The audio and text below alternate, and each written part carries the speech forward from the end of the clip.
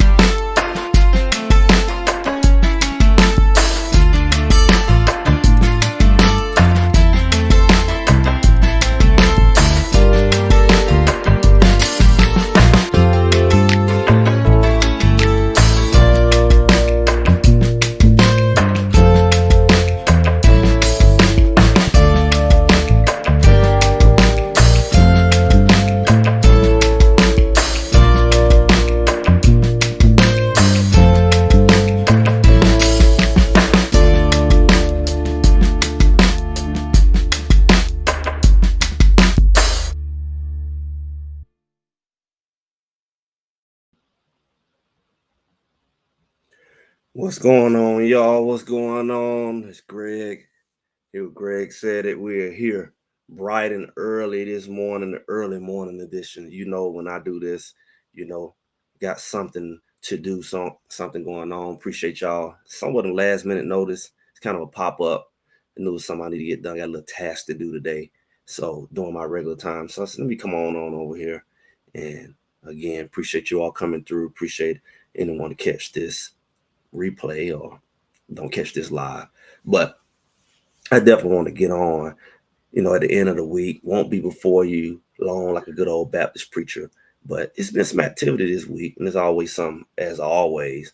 And, we have some new updates, some new changes, not brand new at this point, but this week we had a major announcement that we all kind of been waiting for. We're still waiting on possibly one more. I don't know at what point will we see it, but when they come to this coaching staff, it's always a mystery. It's always a treat because you don't really know what's going to happen.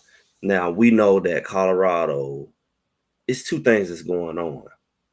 We have Coach Prime, who came in, changing the game, got a lot of distinct, I guess you call it unfair advantages for a lot of people. And, we're starting to see that his success is going to actually somewhat work against him, maybe, possibly. So either way, he's going to be losing people, right? Now, the smart thing about him is he's bringing on people who he have a relationship with. It's not the typical interview process. He's bringing on people who's coming there for him. They're not the traditional coaches, but they got a wealth of experience and credibility and influence. And the tough part about that, I mean, on the level he has, he's tapping to it at the highest level. He's bringing on Hall of Famers, Super Bowl winners, and not just one. He's loading his staff with it. And he really could do it on any level. And no matter who you take, he can replace him with that type of person. His Rolodex is thick. And that's what I call the unfair. This is what the big advantage for Colorado.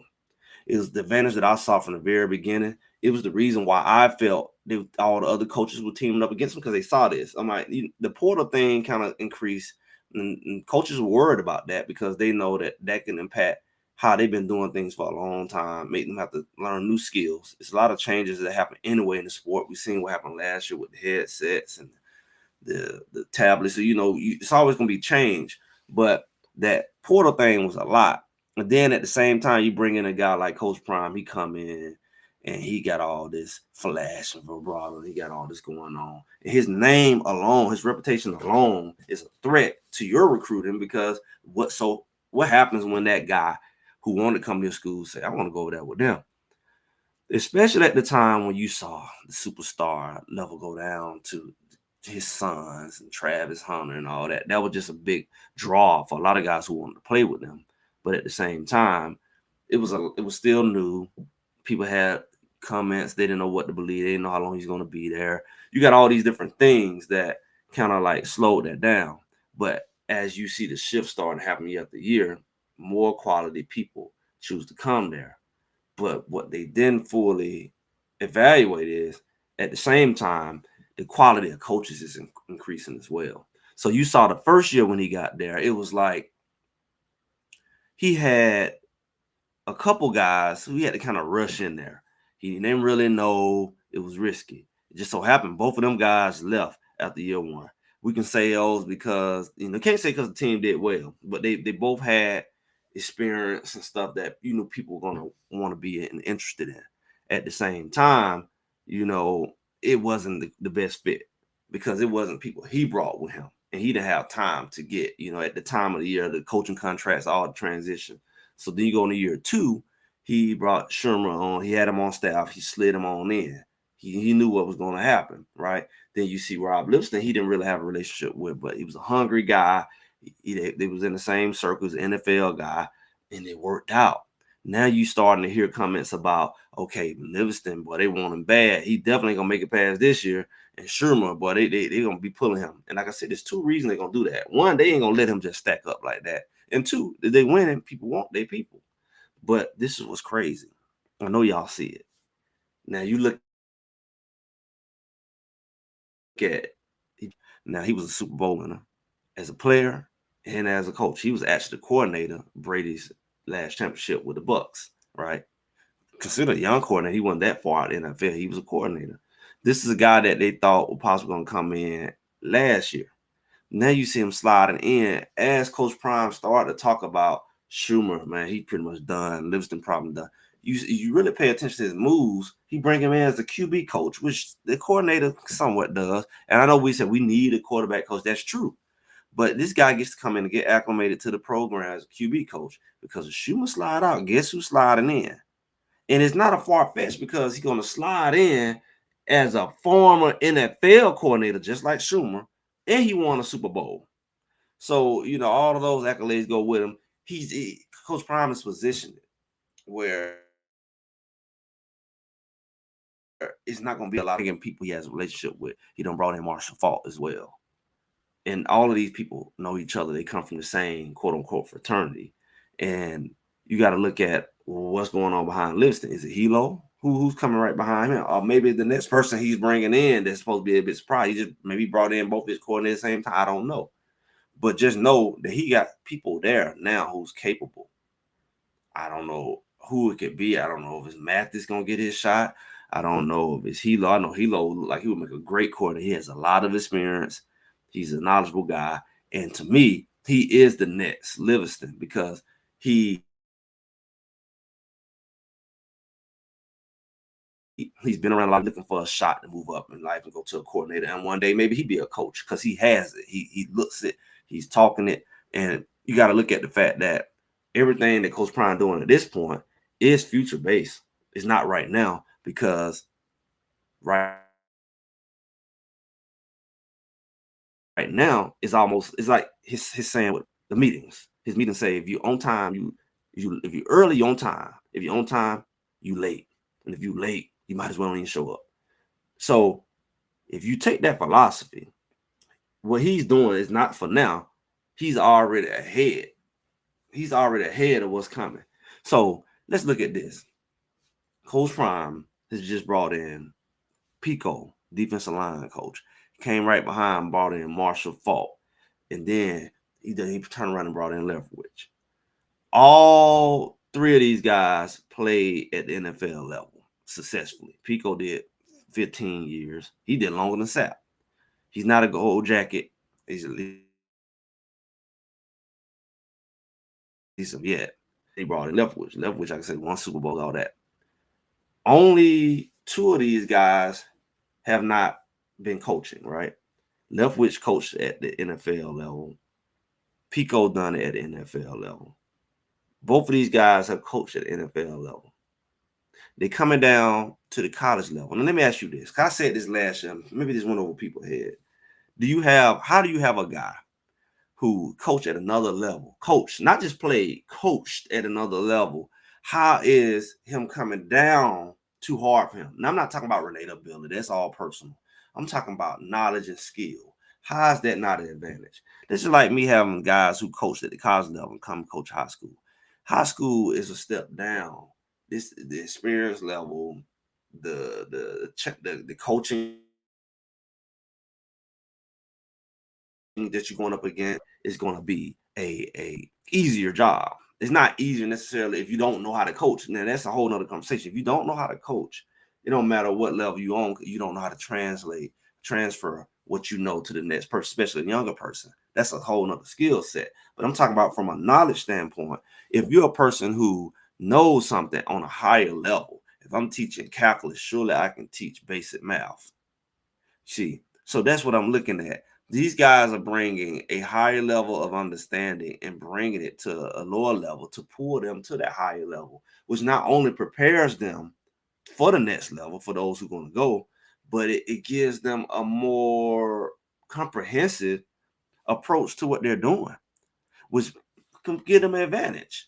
Because if you're more advanced in what you're doing and your understanding of it for the level you're at, then it could easily be an advantage. It's an advantage that the game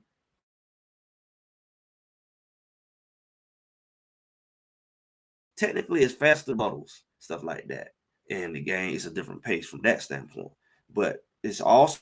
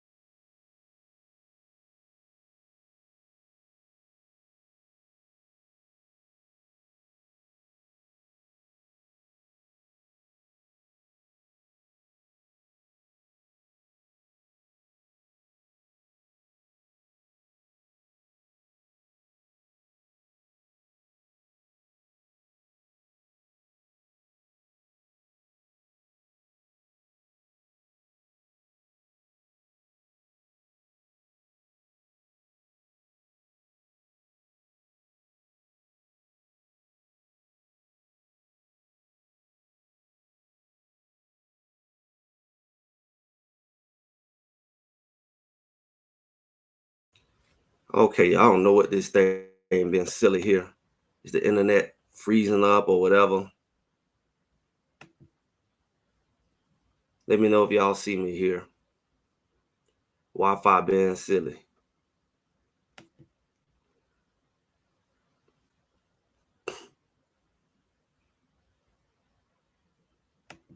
I can tell I dropped. It actually gave me a notice this time. Can you hear me? Can you hear me? Can you hear me? Let me know if you hear me because the screen is frozen.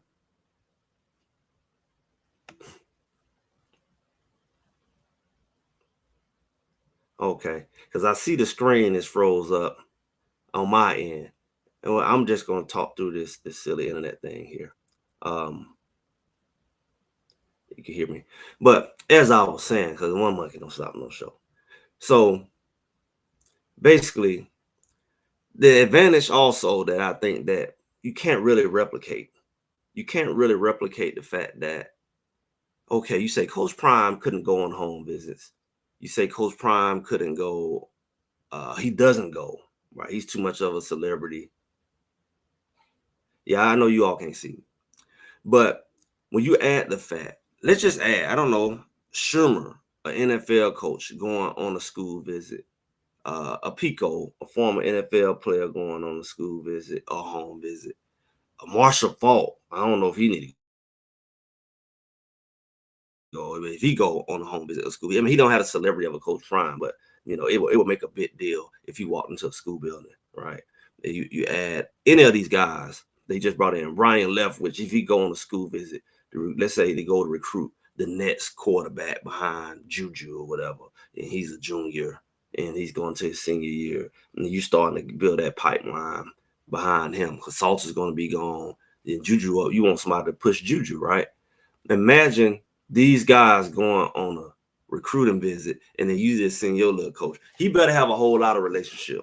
And I'm not knocking that. He better have a whole lot of relationship at the end of the day because I'm gonna hit this camera and see if that helped because it's so foolish. Let me see. Yeah, Marshall Faulk knows to tell you. Yeah, I mean Marshall Faulk. If anybody know football, I mean he's a gold jacket. The coach is gonna know who he is, right? Then you're gonna look at the fact that the um the parents may know, but see, Dion is a household name. That's the difference between him and them.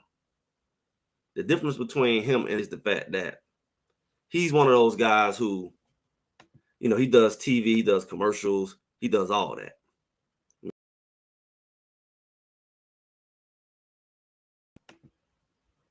Just playing around, see if this mess gonna come up right. I guess it's just gonna move it coming from the screen. Know that the audience won't hear. Yeah, yeah, yeah. I was just looking. I was just playing with this thing and seeing what this thing is. Some weird. Absolutely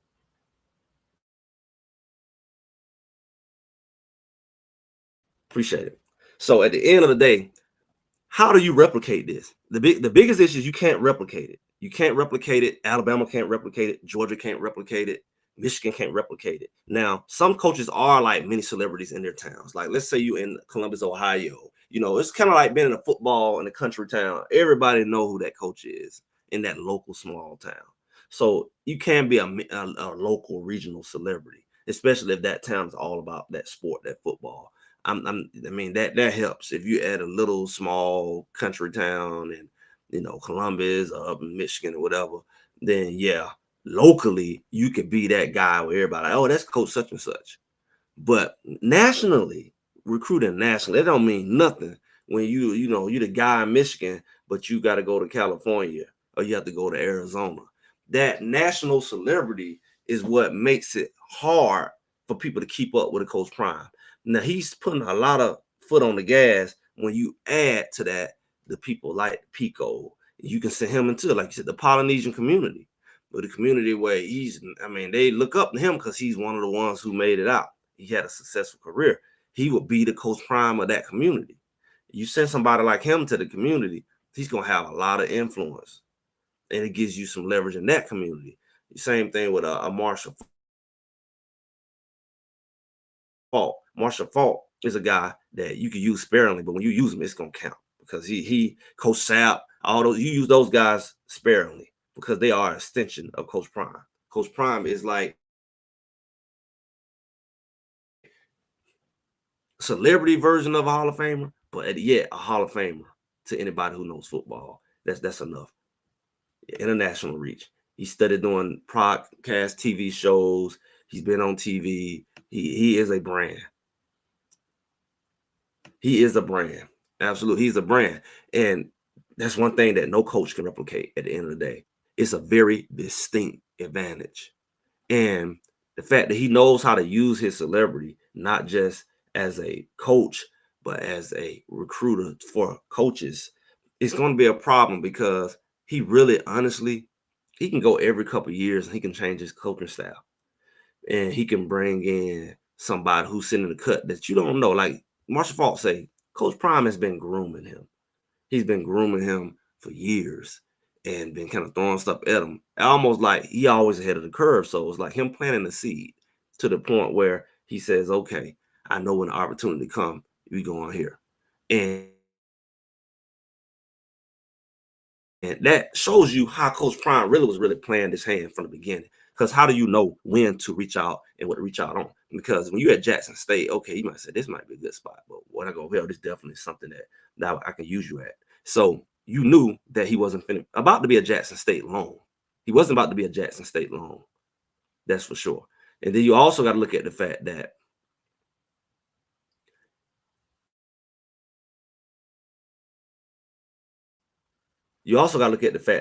when you Colorado, I don't know. I don't know. Can you outgrow Colorado?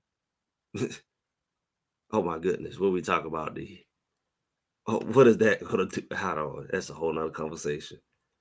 Big booty do. What is that gonna do? What does that do? What does that do for a girl? I don't know. Oh goodness. But yeah, the Polynesians gonna definitely contribute to that trench issue because they usually big, in that culture being big size is a good thing. And also they got that whole the culture is built for the trenches, that aggression, that warrior, that wrestling kind of groom for those trenches. If in a position that those guys really do well, I mean, yeah, we've seen like we got over Arizona receiver and quarterback, you have a few of them, but when it really, if you think about what they bring to the sport of football, it's gonna be those trenches. So for sure, if he can, I don't think it's a matter if, because like I said, he's starting off with guys that he got his son coming out of JUCO, and then he got oh, oh, okay. Yeah. I just thought, I heard that before. I was like, okay. Well, yeah, powerful base. Kind of like when you look at those guys over in what do you call it? The Japanese samurai. Is that not samurai? What is it called? I'm looking at them. Sumo wrestlers. You would think that you would see more sumo guys because those guys, but they that's their football over there. Those guys be huge. Those guys be like 6'7", 500 pounds. I would love to see some sumo guys convert to football. I mean, they got good footwork. They athletic and they be good on the run game. I don't know about going backwards, but they show how to go forward. So different cultures have their thing at the end of the day. Yeah, sumo wrestlers. You don't really see those guys kind of convert to football, but I kind of like right behind sumo. I put the Samoans. I put some. That'll almost be like how they bring the army in. I would love for them to bring some sumo in for the offensive linemen and teach them sumo wrestling and teach them the technique. Because they base need to be strong. Some of those guys I watch them block. I'm like, how in the world you thought you finna block this guy? He coming full speed at you. You standing straight up. You have no leverage. And see, one thing what's going on, TFFB. One thing about this coach, he teaches leverage. I seen a video, a photo of him showing them how to get low and leverage. I mean, he gets low and wide, and he knows how to leverage. He didn't make it that far in the NFL without having leverage. So not only had this big, powerful base, he don't stand up. He know how to get low in your chest and drive you. And it's unfortunate when a lineman think he finna block a guy like that, standing straight up. He finna walk you back to quarterback. You have no chance of recovery. You have no chance of slowing him down because those guys. Yeah, Shadoze was a wrestler and he had a short base, and that's his leverage. His leverage is what he had. I think that if these guys don't have a wrestling background, I think that should be part of their training. It's great for conditioning. I used to do it during off season when I played, and it made a big difference in my football, not necessarily baseball, but I did during this one year, going to my senior year, and it made a big difference because conditioning is out this world for wrestling. You run stairs, you do a lot of mat drills, and I mean it's nonstop. And I think it's really, really good for a lineman to do mat drills. The drills in itself will get you in shape. Then you add to the fact that okay, you you out here and you learn how to leverage. Because one thing you can't do is stand straight up and wrestle and think you about to beat anybody. Standing straight up, when the guy going low, you got to learn how to sprawl. You got to learn how to do all kinds of things to keep a guy from out leveraging you, or he finna slam you and wear you out. I think those skills are very useful. I think they're very useful for pretty much anybody. I know JB was a wrestler. I think he was a state champion wrestler. And I've known guys who play football who wrestle. Sometimes it transfer over to the football, but I think that certain skills do transfer. It don't necessarily make you a superior athlete, but it teach you how to use your hands. It's like when I played defensive back after coming out the wrestling mat, I was brutal.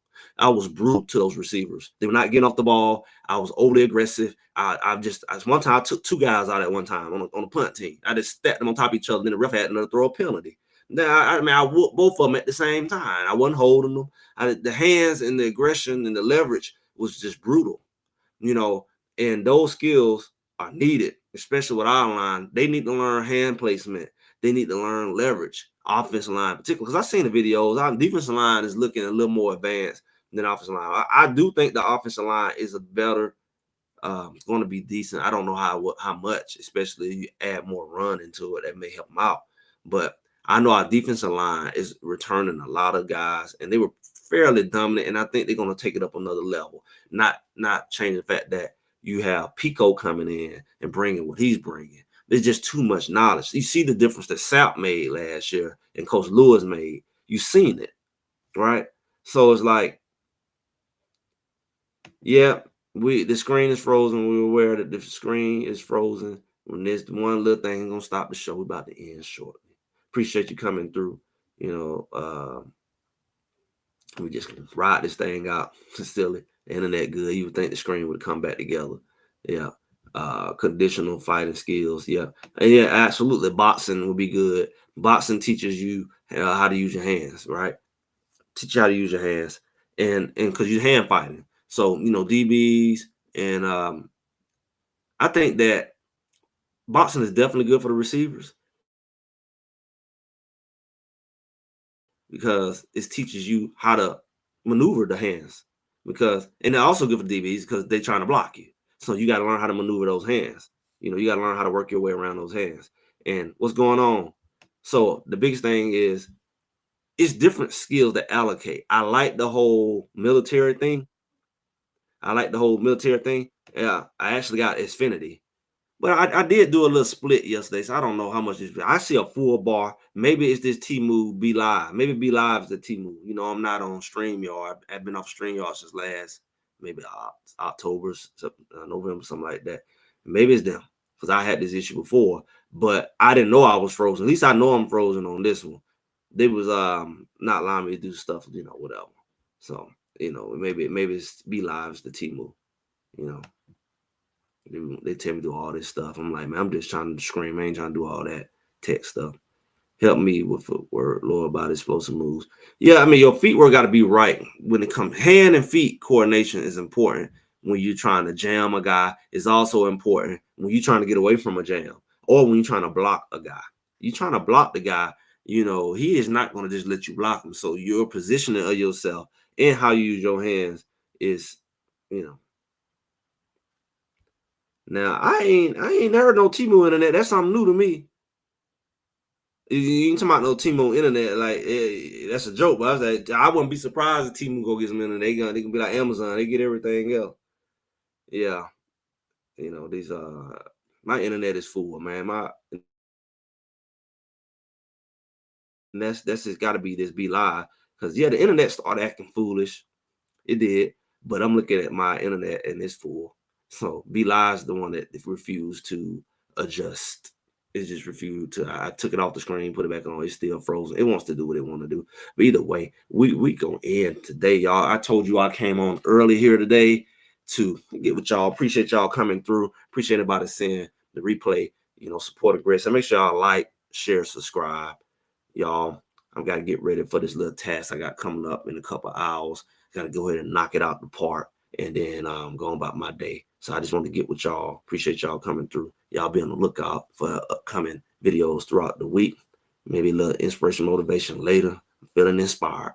Y'all make sure y'all enjoy the rest of y'all day and y'all have a good one. I'll be talking with y'all.